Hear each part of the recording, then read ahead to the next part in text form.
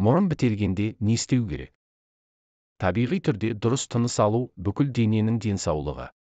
Егер мұрын бітеліп қалса, ол қан қысымына әсер етеді, бірқатар аурудың өршуіне ықпал етеді. Мысалы, тонзиллит. Сондықтан алдымен аурудың себебін анықтап алған жөн. Мұрын бітелуінің себептері. Мұрын бітелуінің әртүрлі себебі бар. Бұған аллергиялық реакцияның көрінісі, мұрын жолдарының туа біткен проблемалары да әсер етіп жатады. Негізгі себептерге мыналар жатады: жұтқыншақ бадамша безінің ұлғаюы, аденоидтар, суық тию, аллергиялық реакцияның көрінісі, мұрын жолдарының тарлығы, туа біткен, мұрыннан су ағу, ринит, жұтқыншақ мұрын ісігі.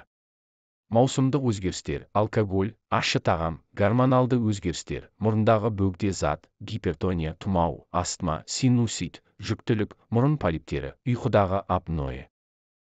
Белгілері: мұрынның қатты бітелуі, мына белгілерден білінуі мүмкін: жөтел, бас ауруы, мұрыннан қан кету, дене температурасының жоғарылауы, мұрындағы жағымсыз иіс, әлсіздік, тамақ аймағындағы ауырсыну. Қалай емдеу керек? Осы проблемаларға тап болған кезде дереу дәрігерге қаралуыңыз керек. Өз-өзіңізді емдеуге тырыспаңыз. Бұл басқа аурулардың өршіп, жағдайдың нашарлауына әкелуі мүмкін. Ыстық душ қабылдау, жылы компресс, тұзды спрей қолдану, эвкалипт майын қолдану.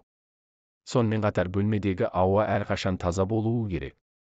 Жатқанда мұрынның ісінуі күшейеді, ал бұл адамның нашар ұйықтауына алып әкеледі. Сондықтан бұған жол бермеу үшін түнде ұйықтап жатқанда биік жастық қолдану қажет.